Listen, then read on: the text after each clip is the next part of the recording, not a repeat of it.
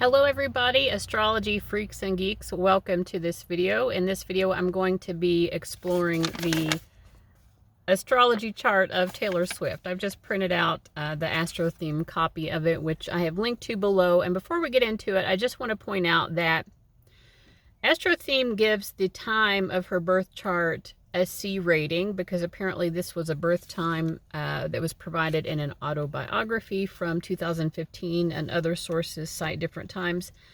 That said, the fact that this birth time gives her Mars in Scorpio rising, so Mars on her ascendant and on the first house side of it, using a Placidus house system, which is what I'm doing, and also what the astro theme chart shows. I don't know, to me it feels pretty accurate. You know, it makes a lot of sense. And I'm sorry that the focus keeps zooming in and out. I think it's because the lighting is changing as the light comes in through the windows, but hopefully that's not too disconcerting because I'm not used to it doing that. I don't know how to get it to stop. This channel is called Astro Hi-Fi, ironically, because we're very low production value here. Okay. But I've got that chart linked to, if you want to go to the website, you can be looking at the chart while you follow along and have this video hovering, or however you want to do it. But there are a few things that stand out to me the most about Taylor Swift's astrology chart. Now, what I have known for a while about her is that she is a Sagittarius sun with a Cancer moon, which is an interesting combination, and we'll get to that in a moment, but I'll go ahead and mention it up front because some people might be tuning in specifically because of that. They want to hear more about what that combination is like. Sag sun, Cancer moon, it's an interesting combination. But what really stands out to me the most is that ascendant. She's got Mars in Scorpio right there on her ascendant. Her ascendant is at 25 Scorpio. Mars is at 26 Scorpio. So what does this mean? So first of all, the ascendant is the initial impact of your energy, like the foot that you step forward with in the world, how you approach the world in order to get your needs met, because the ascendant is, in a way, it's sort of like a secondary Mars in and of itself. You know, Mars is about knowing who we are, knowing what we want, knowing how to get what we want. The ascendant is the same. It's like, this is who I need to be in order to fulfill my desires. This is the best approach that works for me for that. And we all have a different ascendant, right? 360 degrees in the zodiac. Her ascendant, according to this birth time, is 25 degrees of Scorpio. And with Mars there especially, Scorpio on its own there, of course, is going to give these same qualities. But with Mars there, Mars being the ruler of the sign of Scorpio, as well as the sign of Aries in classical astrology, and even most modern astrologies will still accept that Mars and Pluto are co-rulers of the sign of Scorpio, Pluto being the other ruler of Scorpio. Mars, Mars is the part of us that knows, okay, this is who I am, this is what I want out of life. Now, depending on your Mars placement, you might be a little bit more confused about who am I and what do I want, right? And some people seem to know exactly what they want, and they know exactly how to get it. Taylor Swift is that kind of person. She has Mars in Scorpio. Mars is in its own sign. Mars here knows exactly who it is. It knows exactly who it wants, who it wants, what it wants. And there's a strong determination here and a strong capacity to get what it wants. So what's the difference between a Mars in Aries and a Mars in Scorpio? Because they're both Mars in its own sign. Mars in Aries is much more direct, much more obvious, much more like, you know, the ram is the totem animal of Aries, and the ram it charges towards its target and it charges again. So it can hit a lot of targets very quickly. Scorpio can lay in wait. This is a very vengeful Mars placement. And she is kind of known for holding grudges, and she holds grudges for a long time. And she'll even like hold up her energy. It's like this building of Kundalini that Mars in Scorpio can do to get revenge at the right moment in the most impactful way, right? So Mars in Scorpio, unlike a Mars in Aries, isn't necessarily like, I'm going to get back at you right away, but I'm going to get back at you in the most profound and intense way. And if that takes time to develop, if I need to like manipulate some circumstances, arrange some things, give it enough time that you think I've forgotten when really I haven't. You know, this is Mars in Scorpio. And this is on her ascendant, so this is something that's readily apparent about her.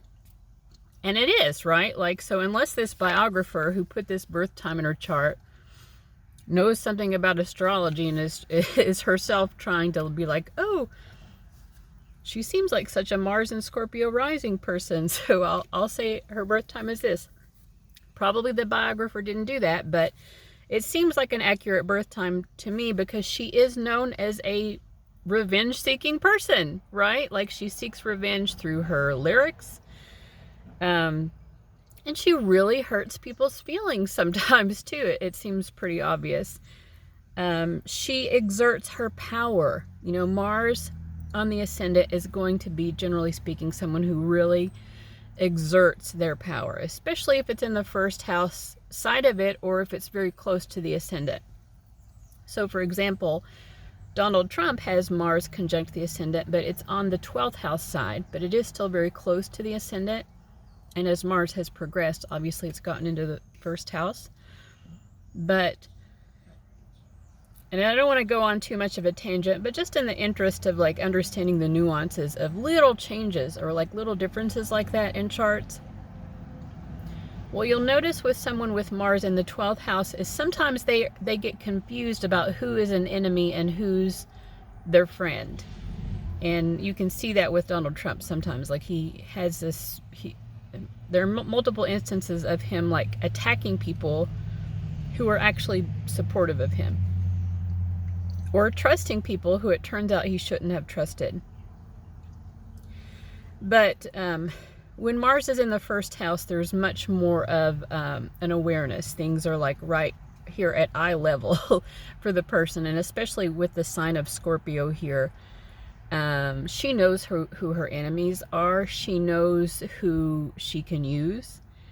I mean, she knows what to do to get ahead and how to do it in subtle ways, because Scorpio can be subtle in intensely obvious ways if that's what's required. Like, Scorpio just has a knack for like knowing the undercurrents of a situation.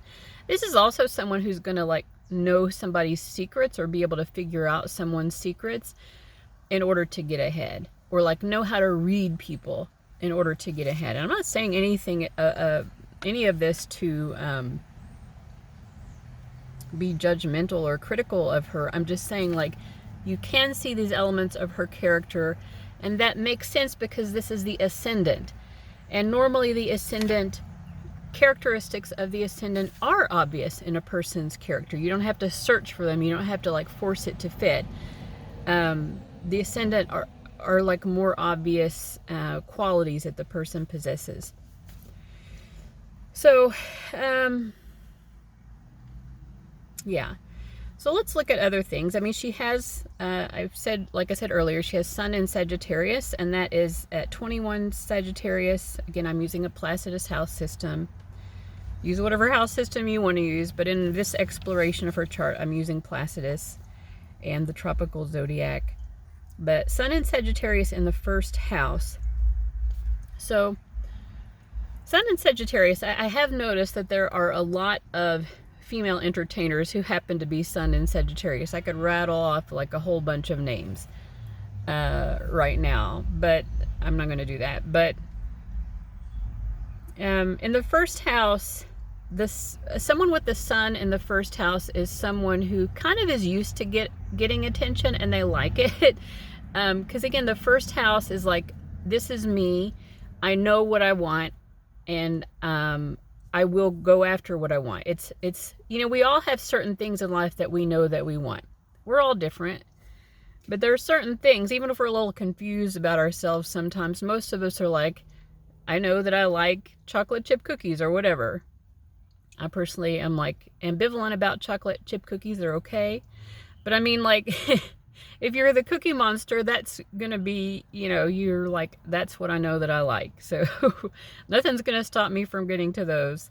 If you're the hamburglar or whatever, like, nothing's going to stop you from getting to your hamburgers. I do like food. I guess that's why I'm giving those examples. But what is she like? She likes to shine. And I would say with the Sagittarius, she likes to shine as someone who maybe is kind of well-rounded and knowledgeable in some way. Someone who is also generous, you know, like she is very charitable and generous. And so these are the types of things that she likes to shine with.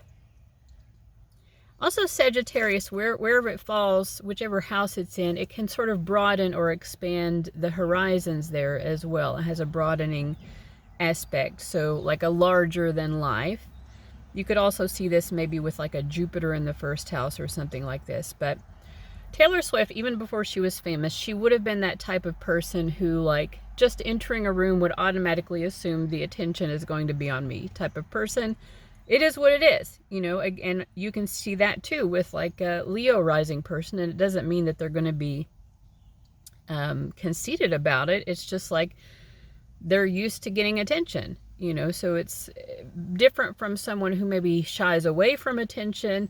Sun in the first house, people, generally speaking, are very comfortable with attention. They're used to it, and they like it and even like seek it out.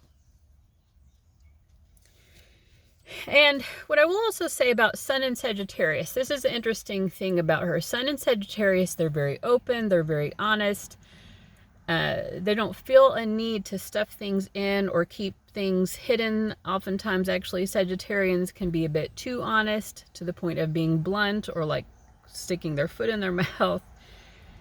And it's interesting because she does that. She shares a lot about her life, right? I mean, she talks a lot about personal matters, but at the same time, we're going to switch over here to her moon placement. She has moon in Cancer. So it's interesting, the dichotomy of those two placements, because the Sun in Sagittarius, very open. I'm not trying to hide anything. I'm putting it all out there. But the moon in Cancer is very different. Moon in Cancer doesn't want to reveal itself totally, and it's very evasive. Actually, any placement in Cancer, but the moon is in its own sign here. And it's acting the way that it wants to, which is to be evasive, right? The moon, as it's moving through its cycles, there's only one moment in the moon cycle when it's fully lit, and even then, most of it is in darkness, right?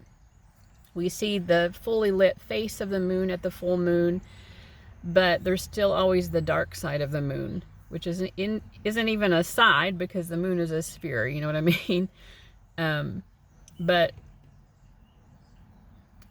there's always a part of the moon which is going to remain hidden, and as she moves through her cycles, like, she's mostly hidden, right?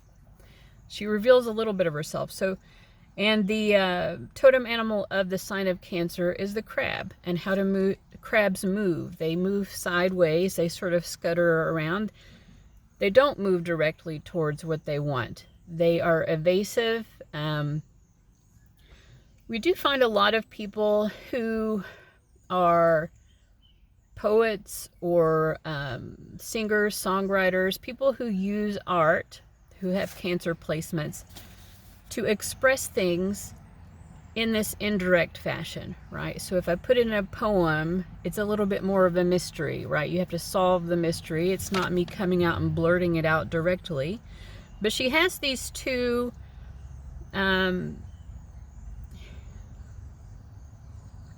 needs, right? The need for openness with the Sun in Sagittarius, and the need for this like emotional self-protective shell with the moon in Cancer. And you can kind of see how she displays both of those qualities.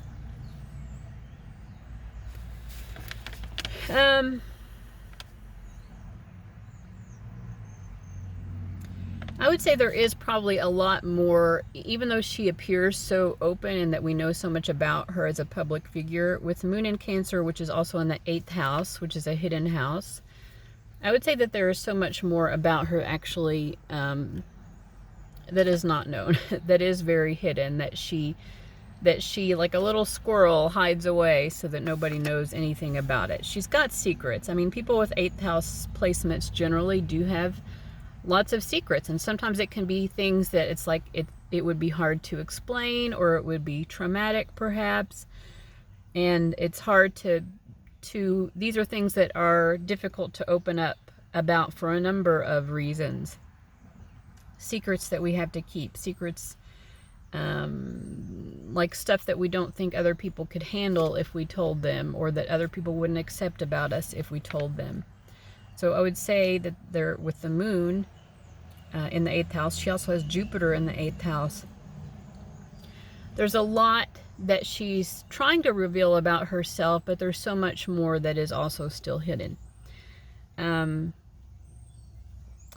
yeah, it's interesting. In some interviews, she said, you know, someone claimed like she's always asking boys out, or like initiating, and she's like, actually, I don't do that because guys don't like it when you do that. And I believe her, even though she does give that quality with Sun in the Sagittarius, and I'll tell you why. Because I have a many years friend, I'm not sure if we're still friends or not, but a man who is a Sun in Sagittarius, Moon in Cancer as well. And this guy has had so many girlfriends, like so many relationships, and I always just assumed, you know, he seemed very charismatic and outgoing, very much a people person. I just always assumed he's asking these women out. And he told me once, he's like, no, of all the women I've been in a relationship with, only one did I pursue, and that was only because she made it abundantly obvious, like there was zero chance of me getting rejected. In every other situation, he allowed the woman to make the first move, because Sagittarius, Sun or not, when the Moon is in Cancer, this is someone who is like so emotionally timid, so scared of getting hurt. They don't want to be rejected. They don't want to reveal their feelings first. They might hint around about it and see like if they get any reactions, because they're, you know, Cancerian people, whether that's Moon in Cancer or not, they are good at reading people. They're good at picking up subtle cues in body language and tone of voice, etc. Like they can pick up on those nuances and kind of figure out what the other person is thinking and feeling that they might not be revealing as well. You know, and they're just feeling into the subtle, you know, the waters of the emotional experience between themselves and another person in order to kind of understand how to navigate their way. So in any case, like as outgoing as Taylor Swift seems, I believe her that she doesn't ask people out, even though, you know, she seems like, in a way, with that Sagittarius woman energy, that she would be bold enough to do it. Excuse me, I'm drinking my gigantic coffee. It's instant coffee, that's why it's in a water bottle. But anyway. Okay. So we've talked about her Mars, we've talked about her Sun and her Moon.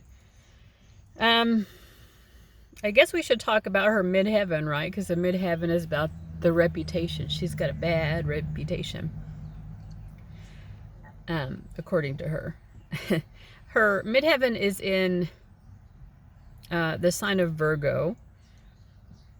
It begins in the sign of Virgo, and it's ruled by Mercury. She does have a highly aspected Mercury, and it's with a stellium in her second house. So I feel like with this many planets in the second house, we should be talking a bit about the second house and what that might mean for her. But first of all, I would say, like, you know, Virgo midheaven with Mercury and Capricorn. this is someone with perfectionist qualities. I mean, we'll just say that. Like, you know, Virgo likes to perfect things. They're fussy. They want things to, they notice all the fine details. And, you know, they like improving upon their skills. Improving, perfecting. Like, this is what they do. But Mercury is in the sign of Capricorn, which, it's funny, I think she has a song called Mastermind.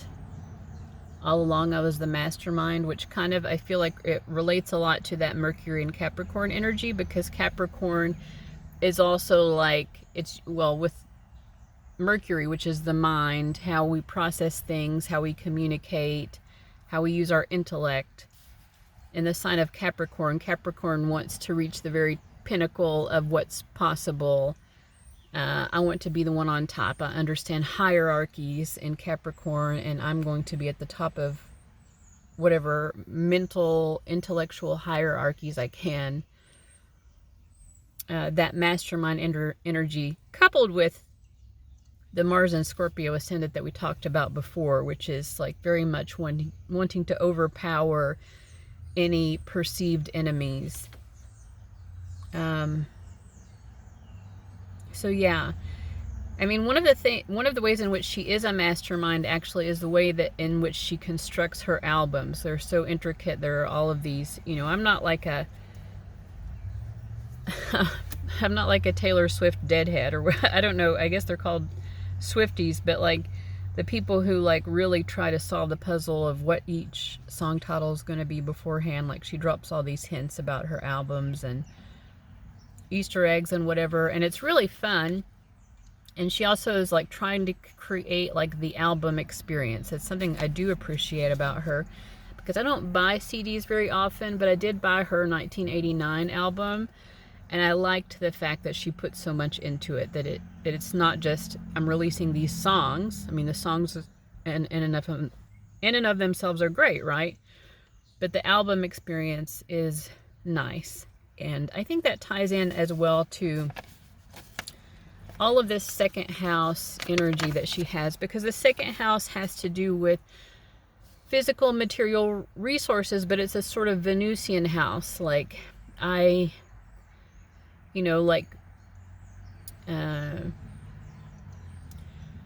wanting things both for their practicality, but also for the beautiful sensuality that they have, right? So the second house has to do with clothing and furniture and anything that is, yes, practical. Like, it gives us comfort. It helps us to achieve our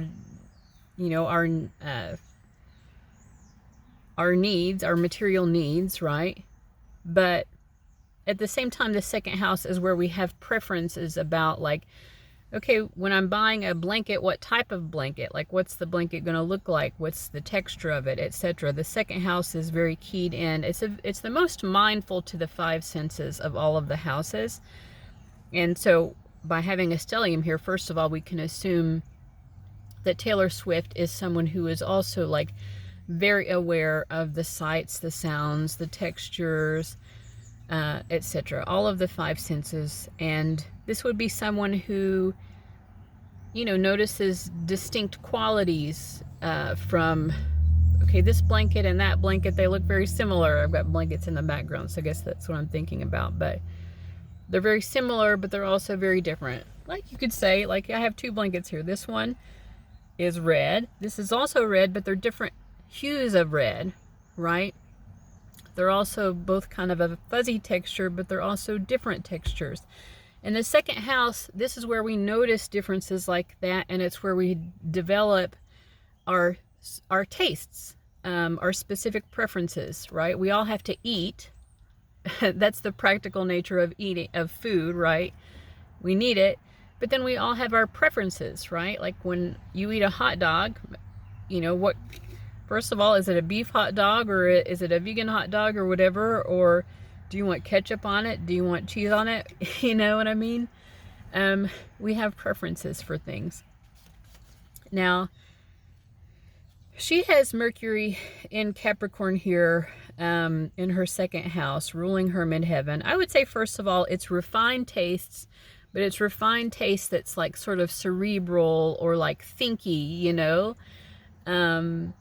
She cares about, okay, how do these material objects connect with my mental processes, right? And that goes back to her album creation. It's like, and like putting these Easter eggs everywhere. Like it's the mental puzzle. It isn't just, oh, I'm wearing this dress in this in this photo shoot. There's a cerebral quality, you know, like it's part of the puzzle. It's, you know, part of the mental mystery to be solved, you know, for all of her fans.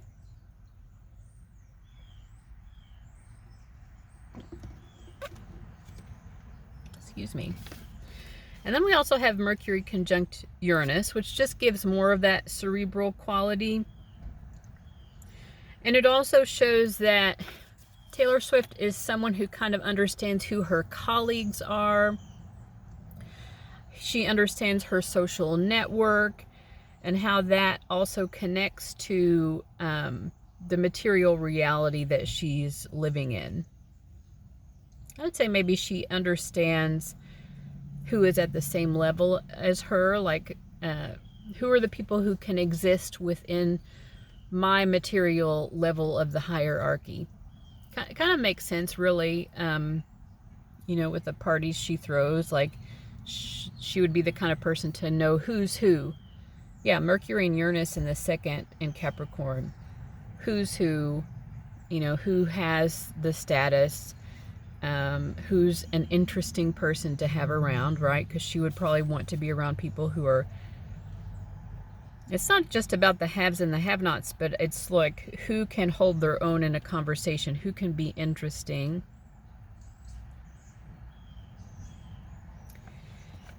And then Neptune there as well. Kind of understanding how the people that she orients herself around and, you know, the products she sells, what she wears, her houses, etc. Understanding the very subtle nuances of these things with Neptune. So what does that mean? I don't even know. I don't know. I don't want to fall into a Neptunian trap today. And then there's Saturn there as well. So, I mean, wherever Saturn is, it's kind of, yeah, wherever Saturn is a place where if we have a good relationship with Saturn, it's a place where we're willing to put in the work.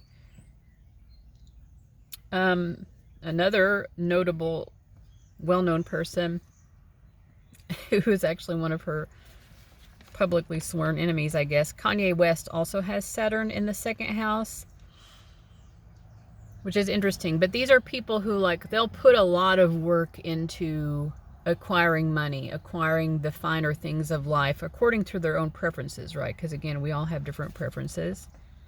But acquiring the material reality that makes them feel most comfortable, that they feel is most sensually appealing.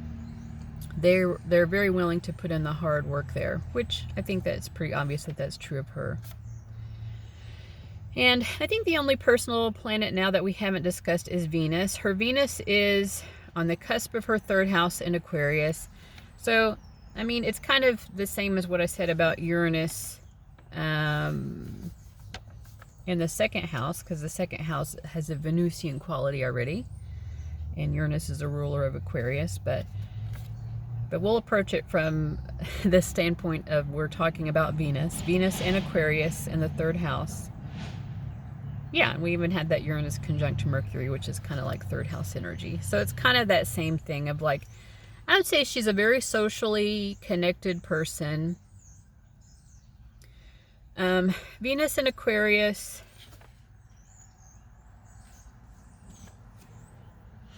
Can be drawn to people who are unique, people who are different, but not always, but they do like to be involved in groups of people who associate together with some sort of shared vision. Like we're a team, or a squad, if you will. She is known for having a squad. Venus and Aquarius are people who can forge social connections in a way that it's connected, but it's also, there's a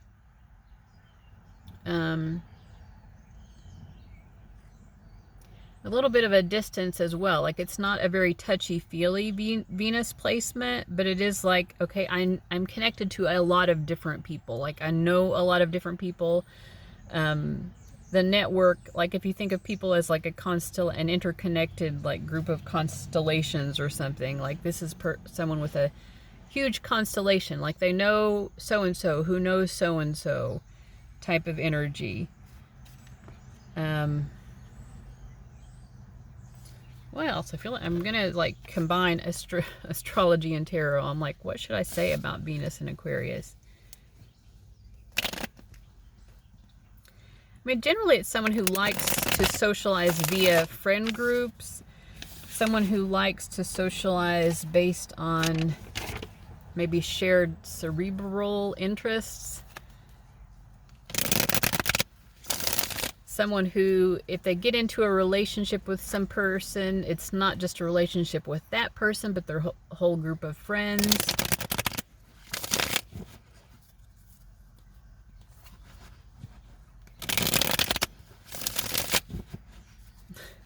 She has been with multiple boy band members, so there's that. Right? Like, I'm in a relationship with you, but you are also a member of a group.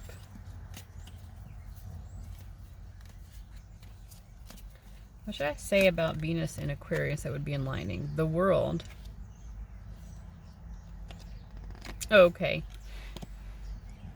The world and the Hangman. Well, sort of like humanitarian. Someone who wants the best for the world and is willing to make sacrifices. That's true, because Aquarius is very adult. Aquarius, you know, it's the water bearer. It's a sort of Prometheus type energy, like wanting to give fire to the people, knowing that they might use it well and they might not use it well.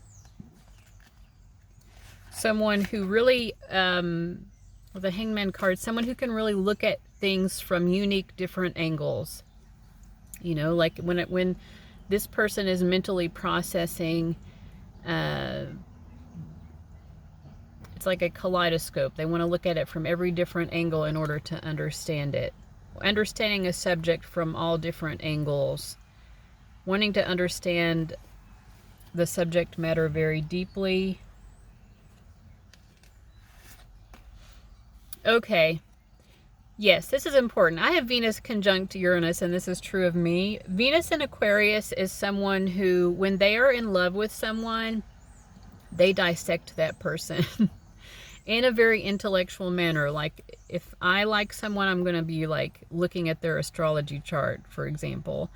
Or if I don't like someone. But yeah, like trying to solve the puzzle of who this person is.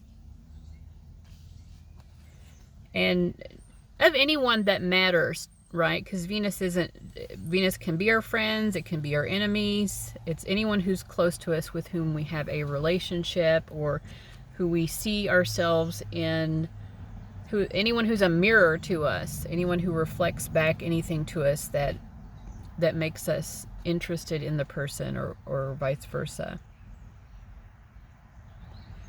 We puzzle about people. We try to figure them out.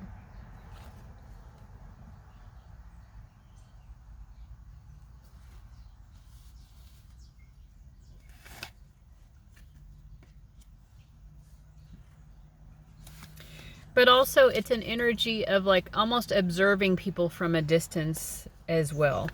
You know, like kind of learning how to understand who a person is.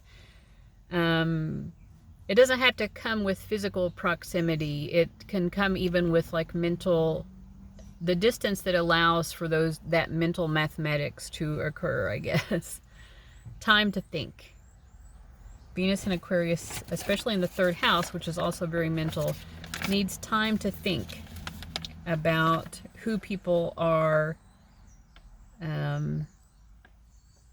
But yeah, I would say like there's probably a strong, she's curious about other people. She's intrigued in others. She wants to learn from other people and have other people learn from her. I guess the last thing I'll look at is the North and South Node. Her North Node is actually in that Aquarius 3rd house, and her South Node is in Leo in the 9th. So the South Node is ruled by her Sun in Sag in the 1st, and we talked about how it's just with Sun in the 1st, you're kind of naturally, you get attention, you're used to getting attention, right?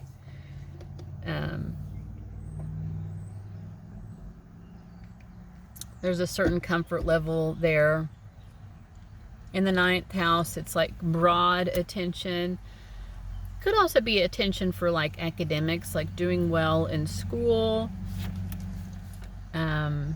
or like saying what your beliefs are, things like that. But like people pay attention to what you have to say. People pay attention to, in the 9th house, what you know, what you have to teach, to your generosity, to your ability to make people happy, to people pay attention to you because of how you brighten up the room and lift people's spirits, right? Because the 9th house is also the house of blessings. So these are things that, you know, the South Node, there are different ways of looking at the South Node. Usually these are things that are easier for us. Our natural aptitude and what we more easily fall back on. It's kind of like our comfort zone, the South Node. So all the things I just mentioned, that's a comfort zone to her. And what's a bit more challenging is our North Node. Although we have usually a drive, especially if there are aspects to the North Node, but we have usually at our North Node a drive to adopt those qualities. We feel like we want more of that energy to be within us. And for her, that is Aquarius in the 3rd house, which I talked a lot about when I was talking about Venus in Aquarius in the 3rd. But it's just being able to step back and actually not be the center of attention long enough to get in your head. I would say basically like totally getting in her head, which in the way that she is the quote-unquote mastermind in her albums, that would require a lot of like time alone, like time to think, right? Time to sort of introvert and think. I'm assuming she's more of an extrovert. She seems like it. I could be wrong, but like she needs to be able to dive into her mind and get lost in her mind and hash out these album plans, for example, or whatever it happens to be, or like engaging in her curiosity, mind expansion type stuff.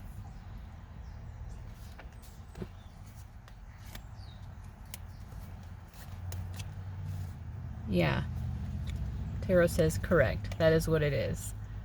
She needs to engage in mind expansion, learning things, expanding her mental horizons, challenging her mind, becoming smarter, flexing her intelligence. I think she does pretty good at that. So yeah, I think that's all that I have to say about Taylor Swift's chart. Please let me know what your take is on her chart, if you have any responses to anything that I have said here or anything you feel that I've left out. In any case, thank you so much for watching. You can check out my links below. I offer tarot readings, sometimes astrology readings as well. I may or may not have those linked too, but tarot readings always. So, and I'm pretty good at them. I have a lot of return clients, so if you need some insights, you know where to go. All right, thank you so much for stopping by. Let me know what you thought, and I'll see you later. Bye-bye.